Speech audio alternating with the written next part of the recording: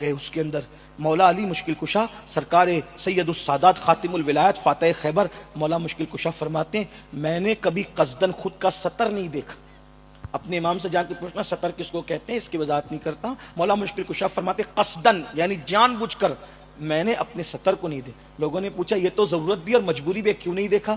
فرماتے ہیں مجھے حیا آتی تھی کہ جن آنکھوں سے محبوب خدا کو دیکھتا ہوں ان آنکھوں سے اپنے سطر کو سبحان اللہ, جن آنکھوں سے محبوب خدا کو دیکھتا ہوں ان آنکھوں سے اپنا سطر کیسے دیکھوں؟ اندازہ تو کریں, خود کا سطر دیکھنا ضرورت بھی ہے اور مجبوری بھی ہے. کہتے ہیں جن آنکھوں سے حبیب خدا کو دیکھتا ہوں ان آنکھوں سے خود کا سطر کیسے دیکھوں؟ آپ سے پوچھتا ہوں جن آنکھوں سے زنا کی فلمیں دیکھتے ہو ان آنکھوں سے قبر میں رسول اللہ کا دیدار کیسے کرو گے؟ جن آنکھوں سے جرائم کی فلمیں دیکھتے ہو ان آنکھوں سے رسول اللہ کی زیارت کیسے کرو گے؟ میری قوم کے جوان مجھ سے پوچھتے ہیں کہ سید کوئی راستہ بتا کہ ہمیں رسول اللہ کی خواب میں زیارت نصیب ہو. میں لوگوں کو یہی کہتا ہوں کوئی وظیفہ حضور کی زیارت کا اتنا مستند اور معتبر نہیں ہے. ایک وظیفے پہ عمل کر لو, سب سے آنکھیں بند کر لو, دیدار یار نہ ہوا تو پھر کہنا. سبحان اللہ, حرام کاموں کو سے اپنی آنکھوں کو بچا لو. حضور ارے میرے امام تو کہتے ہیں مٹ جائے یہ خودی تو وہ جلوہ کہاں نہیں. دریا دیکھو گے تو بھی جلوہ یار نظر آئے گا, سمندر دیکھو گے تو بھی جلوہ یار نظر آئے گا, گلاب کی پتیاں دیکھو گے تو بھی جلوہ یار نظر آئے گا. کہاں ہے جس میں جلوہ یار نہ ہو؟ میرے امام کہتے ہیں وہی جلوہ شہر بشہر ہے, وہی اصل عالم دیر ہے, وہی نہر ہے, وہی بیر ہے, وہی پاٹ ہے, وہی دھار ہے. سبحان اللہ, انہی کا جلوہ. کوئی آنکھوں کو پاک تو کرے, صاف تو کرے, لیکن یہ سازش ہے. لوگ کہتے ہیں مسلمان کو مسلمان مت بننے دو. یہ گندی فلمیں دیکھنا تمہارا کام نہیں تھا. تم چیل کوے نہیں ہو, تم عقاب ہو. عقاب اپنی حیثیت پہچانو. کیا ہو رہا ہے؟ اللہ اکبر. اس جوان کو کہا گیا ہے جوان تیری داڑھی کالی سے سفید ہونے کی طرف آ گئی, تو نے کسی عورت کو کبھی نظر اٹھا کے دیکھا نہیں اور تو پانی بھر بھر کے دیتا رہا. یہ کیوں کیا؟ ہم نے کبھی تجھ سے پوچھا بھی نہیں, مدد بھی نہیں. کہا یہ میرا مذہب ہے. کہا تجھے نہیں معلوم ہم مسلمان نہیں ہیں؟ کہا مسلمان نہیں ہو انسان تو ہو نا, انسان کی خدمت کرنا ہی ہمارا مذہب ہے. تو جب اتنا سنا تو کہا یہ مذہب اسلام کیا ہوتا ہے؟ جب بتایا تو بستی کے لوگوں نے کہا جب اسلام اتنا اچھا ہے تو ہمیں بھی کلمہ پڑھا کر اسلام میں داخل کر لو. سبحان اللہ, سبحان اللہ. اب آپ سے پوچھتا ہوں آپ اور ہم کیا اسلام پھیلائیں گے؟ اجنبی عورتوں کی مدد کرنا اور ان کا بوجھ اٹھانا تو دور کی بات. جو نوجوان اپنی ماں کا بوجھ نہیں اٹھائے, جو نوجوان اپنے ماں باپ کی خدمت نہ کرے, وہ کس کی خدمت کریں گے؟ دیکھیں کیا ہو رہا ہے. جل سے انقلاب نہیں لائیں گے کب تک جب تک میدان عمل میں نہ ہو. کیا ہو رہا ہے؟ ہم کیا کسی کا بوجھ اٹھائیں گے؟ جو ماں باپ کو بوجھ سمجھتے وہ دوسروں کا بوجھ کیا اٹھائیں گے؟ اگر محفل کے اندر قوالوں پر اور قوالن پر پیسے لٹانا ہو کیمرے میں آنے کے لیے تو پھر ہزاروں لٹا دیں گے. اور ماں دوا کو مانگ رہی ہو کہے گی بڑھیا بڈھی کب تک تمہاری دوا کا میں بوجھ اٹھاتا رہوں, دوسرے بچے نہیں ہیں تمہارے ان سے نہیں مانگتی. یہ حال ہے. آپ کیا سمجھتے ہو مسجد بنانے سے زیادہ ثواب, مدرسہ بنانے سے زیادہ ثواب, حج کرنے سے زیادہ ثواب اگر کسی پہ خرچ کرنے میں ملتا ہے تو ماں باپ پہ خرچ کرنے میں ملتا ہے. ہماری دولت کا سب سے زیادہ کوئی حقدار ہے ہمارے ماں باپ ہے. اور آج دوستوں پہ خرچ کرنے کے لیے دل بڑا, سسرال والوں پہ خرچ کرنے کے لیے دل بڑا, ادھر ادھر خرچ کرنے کے لیے دل بڑا. اور اگر سنیوں کا مجمع برا نہیں مانے تو اور میری بات کا مفہوم مخالف مراد نہ لے تو کہوں پیروں پہ بھی خرچ کرنے کے لیے دل بڑا. ماں باپ پہ بھی اتنا ہی خرچ کرتے ہو؟ پیر صاحب کی دعوت کی تو کار سے لے کر کے چوکھٹ تک کے کپڑا بچھایا, کبھی اتنی عزت ماں باپ کی بھی کی؟ میں یہ نہیں کہتا پیروں کی نہ کرو, بالکل کرو, آپ کے پیر اس قابل ہیں. سرکار غریب نواز نے یہ فرمایا کہ کئی لوگ ہاتھ چوم کر جنت میں گئے اور جائیں گے جنت میں. لیکن آپ سے پوچھتا ہوں پیروں کے بالکل ہاتھ چومو, پیروں کی خدمت کرو. کیا کبھی اپنے ماں باپ کے بھی ہاتھ چومتے ہو؟ انہیں چلا چلا کر ڈانٹ کے بٹھانے والوں کیا سمجھتے ہو غریب نواز کیا فرماتے؟ سنو, غریب نواز فرماتے ہیں ایک بندہ قیامت کے دن آئے گا, پہاڑوں جیسی نیکیاں لے کر آئے گا. جب اس کی نیکیاں میزان پہ رکھی جائے گی تو نیکیوں کا پلڑا بھاری ہوگا. وہ خوش ہو رہا ہوگا کہ میری نیکیوں سے نیکیوں کا پلڑا بھاری ہو گیا. اتنے میں ایک چھوٹا سا کاغذ کا ٹکڑا گناہ کے پلڑے میں گرے گا اور گناہ کا پلڑا بھاری ہوگا, نیکیوں کا پلڑا ہلکا ہو جائے گا. حکم ہوگا اس کو منہ کے بل گھسیٹتے ہوئے جہنم میں لے جاؤ. جس وقت اسے جہنم میں منہ کے بل گھسیٹتے ہوئے لے جا رہے ہوں گے وہ کہے گا جہنم میں تو جا رہا ہوں हूं, लेकिन मुझे ये राज तो बता दिया जाए, ये कागज के छोटे से टुकड़े पर आखिर क्या लिखा हुआ था जिसने मेरी सारी जिंदगी में की नेकी का पल्ला हल्का कर दिया, पहाड़ों जैसी नेकियों को हल्का कर दिया, बेऔकत कर दिया मेरी नेकियों को। इस छोटे से कागज के टुकड़े में लिखा क्या था? तो जवाब आएगा, बंदे तूने एक मर्तबा अपनी मां से या अपने बाप से चिल्ला कर बुलंद आवाज से बात की थी। ये चिल्लाने की नहूसत लिखी थी जिसने तेरी पूरी जिंदगी की नेकी को हल्का कर दिया। आपसे पूछता हूं, एक बार मां बाप से चिल्लाकर बात करो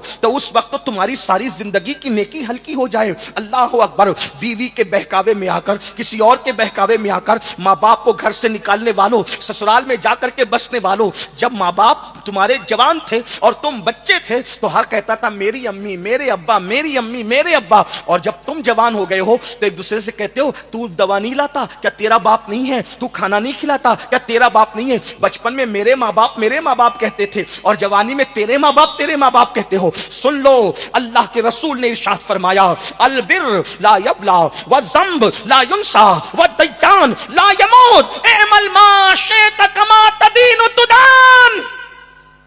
नेकी कभी पुरानी नहीं हो सकती, गुनाह कभी बुलाया नहीं जा सकता, और सिला देने वाले खुदा को कभी मौत नहीं आ सकती। तो जो चाहे कर, जैसा करेगा वैसा भरेगा। आज अपने मां बाप पे जुल्म करने वालों, उनकी खिदमत से मुंह मोड़ने वालों, कब्र में, महशर में, जहन्नम में जो अजाब होगा मां बाप के गुस्ताखों पर, वो तो बहुत बदतरीन है। होगा होगा होगा। लेकिन दुनिया में दो लोगों को कभी मौत नहीं आती जब तक जलील ना हो जाए, एक मां बाप का गुस्ताख, एक बुजुर्गों का गुस्ताख। इन दो गुस्ताखों को जरूर पहले दुनिया में जलील किया जाता है, उसके बाद मौत आती है। अगर आज तुम अपने मां बाप को घर से निकाल रहे हो, गाली दे रहे हो, जलील कर रहे हो, रुस्वा कर रहे हो, तुम भी अपने बच्चों के हाथों जलील होने के लिए तैयार हो जाओ। एक बुजुर्ग ने अपनी किताब में लिखा, एक शख्स ने, बूढ़ा था, उसके बेटे ने उसको दो तमाचे मारे। तो किसी ने कहा कि गुस्ताख अपने बाप को दो गालों पे मार रहा है। उसने रो के कहा, मारने दो, क्योंकि मैंने अपने बाप को एक मारा था। उस वक्त तो मुझे किसी ने कहा था कि तू अपने बाप के साथ जैसा करेगा तेरी औलाद उससे बदतरीन सलूक तेरे साथ करेगी। अल्लाह अकबर। और ये भी याद रखना, अपने माँ बाप के साथ अच्छा सलूक करोगे, तुम्हारी औलाद इससे ज्यादा अच्छा सलूक इंशाअल्लाह तुम्हारे साथ करेगी।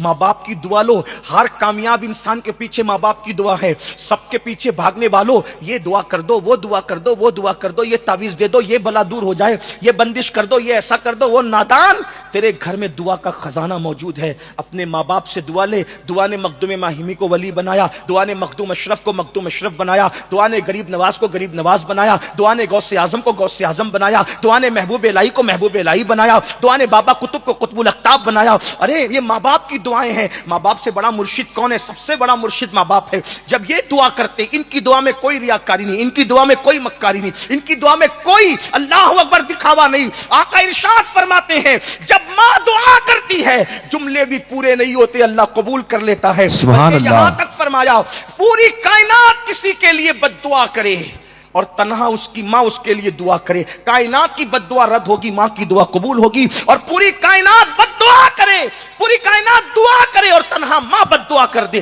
कायनात की दुआ रद्द कर दी जाएगी, माँ की बद्दुआ कबूल कर ली जाएगी। इसलिए माँ बाप को नाराज न करो। आइए एक बात बस करता हूं, फिर एंड की तरफ, इख्तिताम की तरफ चलते। मैंने कहा था शॉर्ट करेंगे, लेकिन बापू ने इतना लंबा उन्वान दे दिया, कई उन्वानात समेटने पड़ रहे हैं, मैं अपनी बात पूरी करने लगा। माँ बाप होते, उनका प्यार खालिस होता। देखो एक बात आपसे कहूं, सब लोग हमारी सिफात से मोहब्बत करते हैं, हमारी जात से कोई मोहब्बत नहीं करता, लेकिन माँ बाप वो है, वो हमारी सिफात से नहीं, जात से मोहब्बत। मिसाल के तौर पे नूर मियाँ को आज क्यों बुलाया गया यहाँ जलसे में? क्योंकि नूर मियाँ मुकर्रिर है, ये सिफात है। सैयद मोहम्मद कादिर साहब को क्यों बुलाया गया? कहा बड़े शायर हैं, बड़े नेक इंसान है, बाअखलाक हैं, सिफात है। सोहेल बापू को क्यों? अच्छे नाजिम है, सिफत। मोइन को क्यों बुलाया गया? अच्छा नात खां, इसलिए। और भी लोगों को, है ना? आप मुझे बताएं, ये नात खां ना होते, ये खतीब ना होते, वो खलीक ना होते, ये नाजिम ना होते, और इनकी नाक बह रही होती, तो क्या ये लोग इनको बुलाते? या कि कोई खड़े खड़े पेशाब करता तो लोग बुलाते? بستر میں پاخانہ کرتا تو لوگ بلاتے, پتا چلا لوگ صفات سے محبت کرتے ہیں, ماں باپ ذات سے محبت کرتے ہیں. سبحان جب تم اللہ. کچھ بن گئے تو لوگوں نے تمہیں چاہا. سسرال والوں نے اس لیے اپنایا کہ تیرا کاروبار اچھا تھا, تیری صورت اچھی تھی, تو نوجوان تھا, ہٹا کٹا, اس لیے اپنایا. بیوی اس لیے بیوی بنی کہ تو اس کا حق ادا کرنے کے قابل تھا. صفت کی بنیاد پہ بیوی تیری بیوی بنی, سسرال والے صفات کی بنیاد پہ تجھے داماد بنائے. لیکن جس دن تیری ناک بہتی تھی اور جس دن تو بستر میں پیشاب کرتا تھا, پاخانہ کرتا تھا, نہ تو ادیب تھا, نہ خطیب تھا, نہ مفکر تھا, نہ دائی تھا, نہ ناظم تھا, نہ نعت خواں تھا, تو صرف انسان تھا. اس وقت تو ماں اپنے دوپٹے سے ناک پوچھ کے کہتی تھی میرا لال. جب سبحان بستر میں اللہ. پیشاب کرتا تھا, ماں سینے سے لگا کے کہتی تھی میرا چاند. آپ سے پوچھنا چاہتا ہوں, ان ماں باپ کو ہم نے صلہ کیا دیا جس کے وجود پر پیشاب کر کر کے تم جوانی کی دہلیز پر پہنچے ہو, جن کے بستروں کو تم نے ناپاک کر کے تم نے جوانی کی منزلیں طے کی ہے. آج ان ماں باپ کو آنکھیں دکھاتے ہو, آج ان ماں باپ کو دھوکہ دیتے ہو. سن لو, کتے کا دل دکھانے والا بھی ذلیل ہوتا ہے. جو چڑیا پہ ظلم کرے اللہ اس کو بھی اعمال ضائع کر کے جہنم میں ڈالے گا. جو چڑیا پہ ظلم کرے وہ جہنم میں جائے گا. جو ماں باپ کی ممتا کو بھلا دے اس کا کیا حال ہوگا. جو نوجوان لڑکے ماں باپ کی اہمیت کو نہیں جانتے, میں ان سے ایک بات کہنا چاہتا ہوں, یہ ماں باپ ہے. تم کتنا بھی ظلم کر لو, یہ تم سے کبھی ناراض دلی طور پہ نہیں ہوں گے. زبان سے ناراضگی کا اظہار کریں, کبھی حقیقت میں تم پہ ناراض نہیں ہوں گے. میں نے ایک آرٹیکل پڑھا تھا جب میں اسکول پڑھتا تھا, غالباً جونیئر کالج میں نیا داخلہ ہوا تھا. اس وقت ایک آرٹیکل پڑھا تھا, اس نے مجھے بہت رلایا تھا. وہ یہ تھا کہ ایک مرتبہ ایک ماں نے برتن جھاڑو کر کے اپنے بیٹے کو پڑھایا لکھایا. بہت ساری مائیں ہیں جو بہت دکھ اٹھا کر اپنے بچوں کو بہت کچھ بناتی ہے. ایک مفکر نے کہا تھا, ایک ماں اپنا پورا شباب لٹا دیتی ہے, ایک باپ اپنا پورا شباب قربان کر دیتا ہے جب بچہ کہیں جا کر کچھ بنتا ہے. ماں باپ نچوڑ دیتے ہیں اپنا شباب. یہاں وہ وقت نہیں کہ میں ماں باپ کے عنوان پہ گفتگو کروں, لیکن محض چشم تصور سے ایک مفکر نے آسمان کی طرف دیکھا تو اس نے کیا دیکھا کہ ملائکہ اللہ سے مکالمہ کرتے ہوئے کہتے ہیں, اللہ ممتا کسے کہتے ہیں. توجہ, محض چشم تصور سے ایک مفکر نے دیکھا, پوچھا, فرشتے خدا سے پوچھ رہے ممتا کسے کہتے ہیں.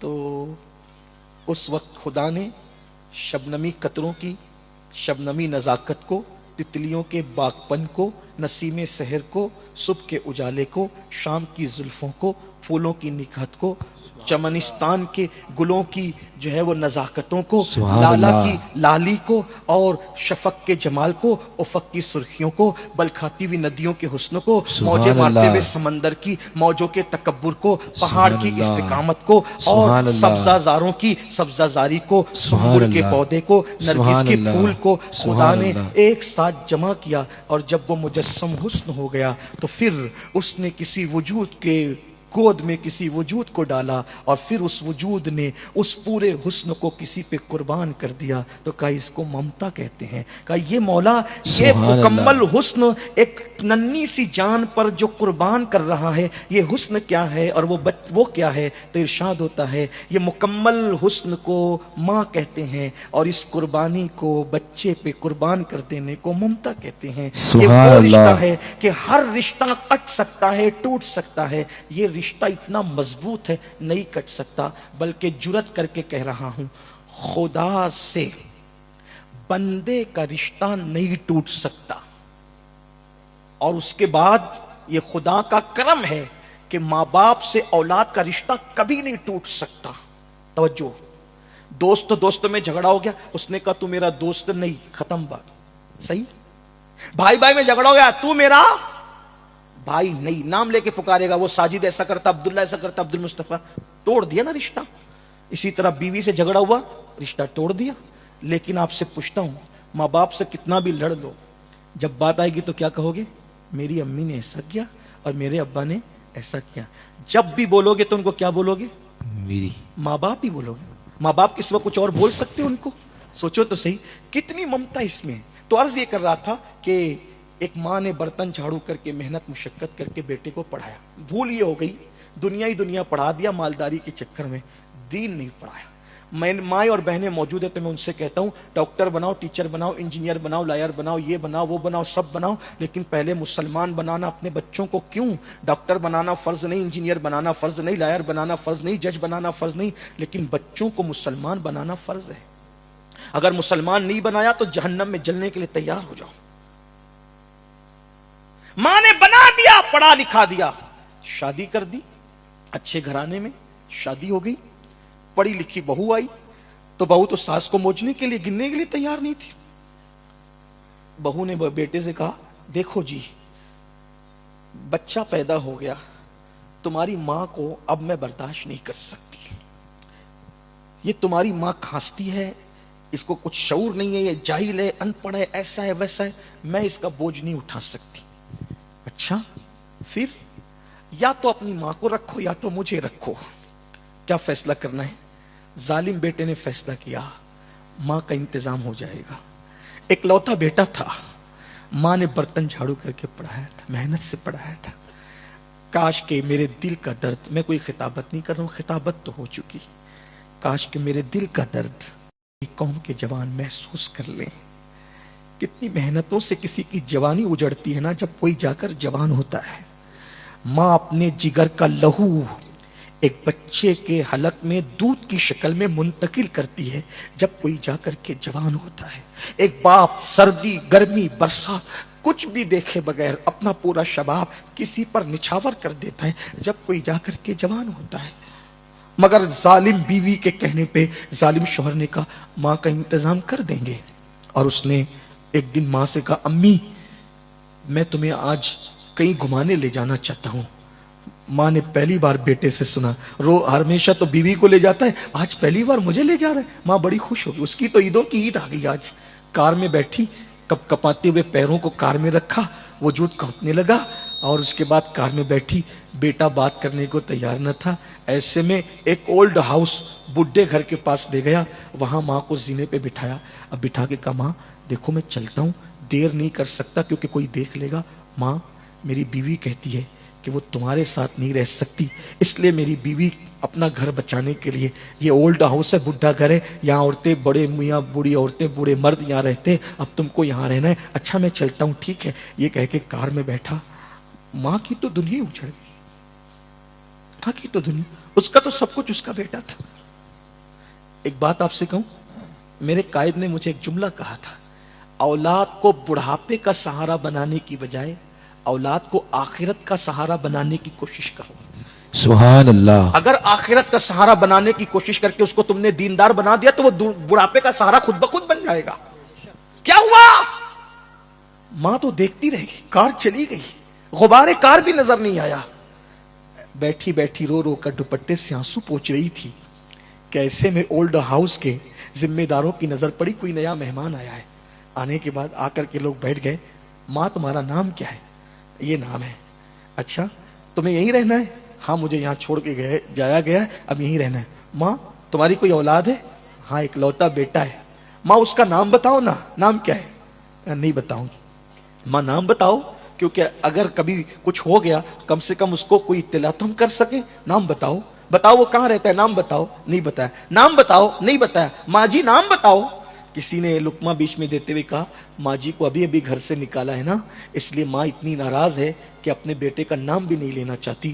فوراً انجام کی پرواہ کیے بغیر آنکھیں پھاڑ کر کے کہا خبردار, میرے بیٹے کے خلاف اگر ایک جملہ بھی کہا تو, میرے بیٹے کے خلاف ایک جملہ بھی کہا خبردار, کچھ مت کہنا, چپ رہو, اسے کچھ نہ کہو. ماں جی جب بیٹے سے اتنا پیار ہے تو نام کیوں نہیں لیتی؟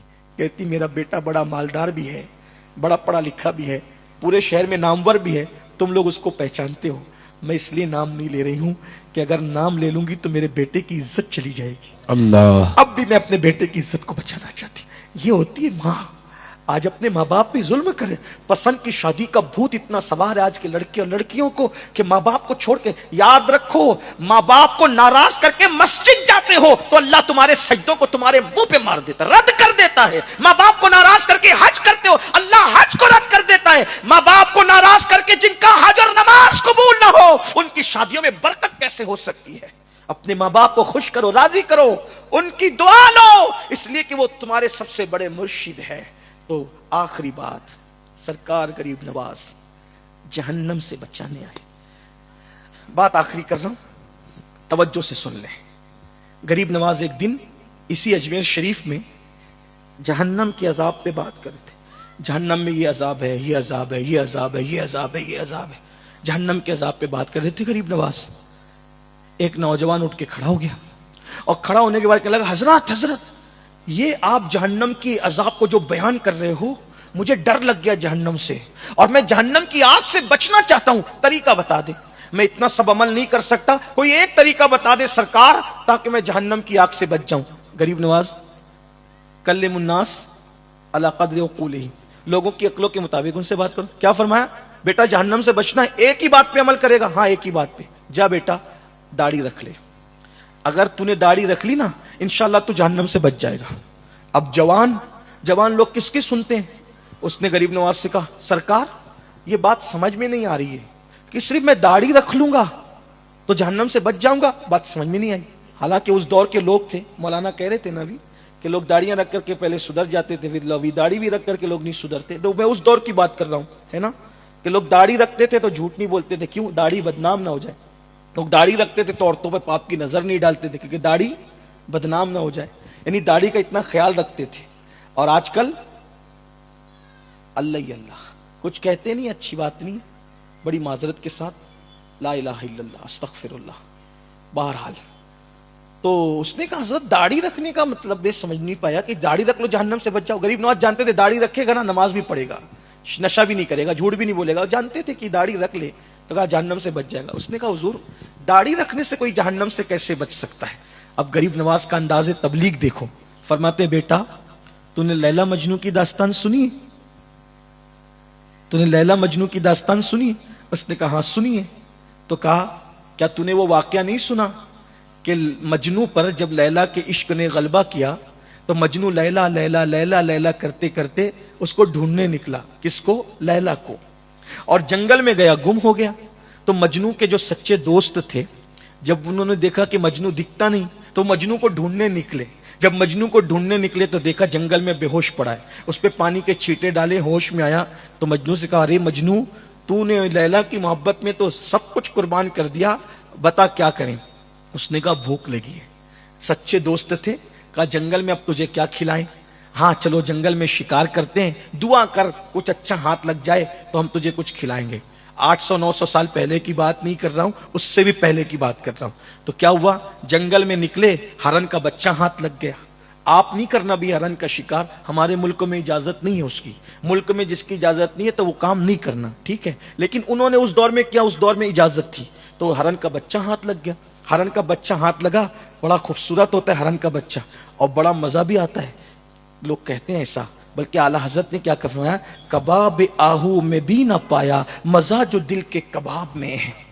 وہ بڑا لذیذ ہوتا ہے، ایسا لوگ کہتے ہیں، جو کھاتے ہیں وہ کہتے ہیں کہ بڑا لذیذ. تو انہوں نے کیا کیا، ہرن کا بچہ پکڑا اور مجنو کا دل بہلانے کے لیے کہا او مجنو تو اپنے ہاتھ سے ذبح کر، پھر ہم اس کو بھون کے کباب بنائیں گے، مزے سے کھائیں گے. کہتے ہیں کہ مجنو کے ہاتھ میں چھری دی، مجنو نے چھری لی اور جیسے ہی ہرن کے بچے کی گردن پہ رکھا، میرے سرکار غریب نواز کتنے پیارے انداز سے ایک نوجوان کی اصلاح کر رہے ہیں، اس کو سمجھا رہے ہیں. کہا جیسے ہی مجنو نے ہرن کے بچے کی گردن پہ چھری رکھا، ایک سرد آہ کھینچی اور چھری کو زمین پہ پھینک دیا اور کہا یارو میری محبت کا، میرے پیار کا واسطہ، اس بچے کو آزاد کر دو. وہ سچے دوست تھے اس دور کے. اب تو بیٹے سچے نہیں رہے، اولاد سچی نہیں رہی، ماں باپ کی اولاد کام نہیں آتی تو دوست تو سچے کہاں سے لائے، ہے نا. تو پھر کیا ہوا کہ اللہ اکبر، یہی ہوا کہ اس نے چھری پھینکی اور کہا میری سچی دوستی کا واسطہ اس بچے کو آزاد کر دو. جیسے ہی آزاد کیا وہ چھوکڑی بھرتے ہوئے بھاگ گیا. دوستوں نے حسرت سے کہا او مجنو پگلے، اتنی محنت سے ہرن کا بچہ ملا تھا اور تو نے دوستی کا واسطہ دے کر آزاد کرا دیا. کیوں آزاد کرایا؟ کیوں ایسا کیا؟ مجنو نے بڑی سادگی سے کہا تم سے زیادہ بھوک تو مجھے لگی ہے، میں اس کو ذبح کرنا چاہتا تھا، لیکن جیسے میں نے اس کی گردن پہ چھری رکھا، اس کے چہرے پر میری نظر پڑی تو میں نے اس کی آنکھوں کو دیکھا. جب آنکھوں کو دیکھا تو اس ہرن کے بچے کی آنکھ ہو بہو میری لیلا کی آنکھوں کی طرح تھی. ارے نادان دوستو، جس کی آنکھ میرے محبوب کی آنکھ کی طرح ہو، میں اس جانور پر چھری کیسے چلا سکتا ہوں؟ میری محبت کی غیرت کو گوارا نہ ہوا، عشق کی غیرت نے گوارا گوارا نہ کیا کہ جس کی آنکھیں میرے محبوب کی آنکھوں کی طرح ہو اس پہ میں چھری چلا دوں. جب یہ واقعہ غریب نواز نے پورا کیا تو اس جوان سے کہتے ہیں نادان لیلا مجنو کی دو محبت کی حقیقت کیا ہے؟ ایک فرضی کہانی کے سوا میرے اللہ نے میرے نبی سے جتنی محبت کی ہے کوئی اتنی محبت کسی سے نہیں کر سکتا. انہی کی محبت میں تو کائنات بنایا, جنت بنایا, سب کچھ بنایا, ملائکہ بنایا, انسان بنایا, انہی کی محبت میں سب کچھ بنایا. اللہ جتنا پیار کرتا ہے محبوب سے اتنا پیار کسی سے نہیں کرتا. حتیٰ کہ محشر بھی منعقد ہوگا تو محبوب کی عزت کے ظہور کے لیے منعقد ہوگا. فقط اتنا سبب ہے انعقاد بزم محشر کا کہ ان کی شان محبوبی دکھائی جانے والی ہے. سبحان اللہ اکبر فرمایا غریب نواز کہ اللہ جتنا اپنے نبی سے محبت کرتا ہے کوئی کسی سے محبت کرنے والا؟ اسی لیے تو کہہ رہا ہوں داڑھی رکھ لے, نبی کی سنت پر عمل ہوگا تو تیرا چہرہ محبوب کے چہرے کے سانچے میں ڈھل جائے گا. اور جب تیرے گناہوں کی وجہ سے تجھے جہنم لے جائے گا تو اللہ کی رحمت کو پیار آئے گا اور اللہ فرمائے گا جس کا چہرہ میرے محبوب کے چہرے سے ملتا جلتا ہو میں اس کو جہنم میں کیسے جلا دوں. تو محبوب کے چہرے کی مشابہت کے صدقے اللہ تبارک و تعالیٰ تجھے جہنم سے بچا لے گا. یہ غریب نواز کا انداز تھا. آئیے ہم غریب نواز کے سچے غلام بنے. غریب نواز سرکار فرماتے ہیں قیامت میں سب سے پہلی پوچھ نماز کے حوالے سے ہوگی. غریب نواز فرماتے ہیں اللہ اکبر. غریب نواز ارشاد فرماتے ہیں جو ماں باپ کا دل دکھائے مرتے وقت اس کی زبان پہ کلمہ نہیں آئے گا. غریب نواز فرماتے ہیں اللہ تک پہنچنے کا راستہ بندوں کے دل سے ہو کے گزرتا ہے. جب تک تم بندوں کا دل خوش نہیں کرو گے اس وقت تک کہ اللہ تک نہیں پہنچ سکو گے. غریب نواز فرماتے ہیں اللہ کے نزدیک سب سے بڑا گناہ اگر کوئی ہے تو وہ اپنے مسلمان بھائی کو ذلیل کرنا, رسوا کرنا ہے. مسلمان کو ذلیل کرنا جتنا بڑا گناہ ہے اتنا بڑا گناہ شرک کے علاوہ کوئی اور ہو نہیں سکتا. یہ ہے اس لیے مسلمانوں آؤ غریب نواز کے سچے بنو, سچے پیروکار بنو. یہ غریب نواز ہے جنہوں نے ہندوستان کے کفرستان میں اسلام کا پرچم لہرایا اور یہ ہم پر احسان ہے کہ غریب نواز نے 90 لاکھ کو ایمان کی دولت عطا کی. اور ایک بات سن لیں, دنیا میں کوئی ماحول ہو ہندوستان والوں صرف سچے مسلمان بن جاؤ, تمہیں گھبرانے کی ضرورت نہیں ہے. ایک معین الدین نے اتنا بڑا انقلاب کیا. غریب نواز اب بھی ہمارے درمیان موجود ہیں. انشاءاللہ جب تک خواجہ زمین پر موجود رہیں گے ہمارے درمیان موجود رہیں گے ہندوستان کی سرزمین سے ہمیں کوئی ختم نہیں کر سکتا, کوئی مٹا نہیں سکتا. نادان ان کے بٹھائے ہوئے اونٹوں کو کوئی ہٹا نہیں سکتا تو ان کے بسائے ہوئے کو کوئی کیسے ہٹا سکتا ہے. لیکن کوئی ان کا ہو کر تو دیکھے, کوئی ان کا سچا بن کر تو دیکھے. زبانی جمع خرچ نعرے بہت ہو گئے, عمل کے میدان میں قدم رکھو, دیندار بنو, محنت کر کے مالدار بنو, سچے اچھی طرح سے مالدار بنو. کیونکہ غربت انسان کو کبھی کبھی کفر تک لے جاتی ہے. اس لیے غریبی سے نکلنے کی کوشش کرو, مالدار بنو, مگر مالدار سود کے پیسوں سے اور جوئے کے پیسوں سے مت بننا. کیونکہ جس نے سود کا پیسہ ایک لقمہ کھایا گویا اس نے اپنی ماں کے ساتھ 36 بار زنا کیا. اور سود کھانے والے, سود کا دھندا کرنے والوں کے ساتھ اللہ جنگ کا اعلان کرتا ہے. سور کھانا بھی حرام, سود کھانا بھی حرام, مگر سور سے بڑھ کر سود کھانا اس لیے زیادہ حرام ہے کہ سور کھانے پر اللہ نے صرف حرام کا حکم دیا, جنگ کا اعلان نہیں کیا. مگر سود کھانے والوں سے اللہ نے جنگ کا اعلان فرمایا ہے. اس لیے توبہ کرو, مالدار بنو. حلال سے چنا بیچنا پڑے چنا بیچو, سبزی بیچنا پڑے سبزی بیچو. حلال ذریعے سے مالدار بنو اور دولت حاصل کرو. اور ساتھ ہی ساتھ اپنے بچوں کو دنیا کی تعلیم بھی دو, دین کی تعلیم بھی دو. غربت کا خوف مت کرو. جتنا پیسہ مسلمانوں کے پاس ہے اتنا پیسہ کسی کے پاس نہیں ہے. آپ کہتے ہیں مولانا تعلیم مہنگی, تعلیم مہنگی. میں کہتا ہوں تعلیم مہنگی بول کے بچوں کو اسکول سے نکال لیتے ہو, کبھی موبائل مہنگا بول کر کے موبائل کے شو روم سے واپس کیوں نہیں آتے؟ جوتا مہنگا بول کے جوتے کے شو روم سے واپس کیوں نہیں آتے؟ کپڑے مہنگے بول کے کپڑوں کے شو روم سے واپس کیوں نہیں آتے؟ کپڑا بھی مہنگا, جوتا بھی مہنگا, موبائل بھی مہنگا, ریچارج بھی مہنگا, وائی فائی بھی مہنگا. تو جب یہ ساری مہنگی چیزوں کو استعمال کر رہے ہو تو پھر مہنگی تعلیم کا بہانہ کر کے اپنے بچوں کو کیوں اسکول سے نکال رہے ہو؟ ظلم کر رہے ہو, ظلم, ظالم ہو. اگر اپنے ننھے بچوں کو تعلیم نہیں دے رہے ہو تو ایک بچے کو پڑھا دو 3 نسلیں سنور جائے گی. اس لیے تعلیم پہ محنت کرو, ایجوکیشن پہ محنت کرو. ایک بات آپ سے کہنا چاہتا ہوں, تعلیم یافتہ لوگوں کی ضرورت بنتا ہے اور جاہل لوگوں پہ بوجھ بنتا ہے. جو چیز بوجھ ہوتی ہے وہ اتار دی جاتی ہے, جو چیز ضرورت ہوتی ہے اس کو سینے سے لگایا جاتا ہے. آپ جانتے ہیں عبد الکلام جو ہمارے ملک کے سابق صدر جمہوریہ رہے ہیں، آپ سے پوچھنا چاہتا ہوں بڑے بڑے متعصبین مرنے کے بعد ہار ڈالنے پہ مجبور ہوئے تھے کہ نہیں ہوئے تھے؟ کیوں؟ اس لیے کہ وہ ملک پہ بوجھ نہیں تھے، ملک کی ضرورت تھے، ہندوستان کو ایٹمی طاقت انہوں نے عطا کی، تو پھر کیا ہوا؟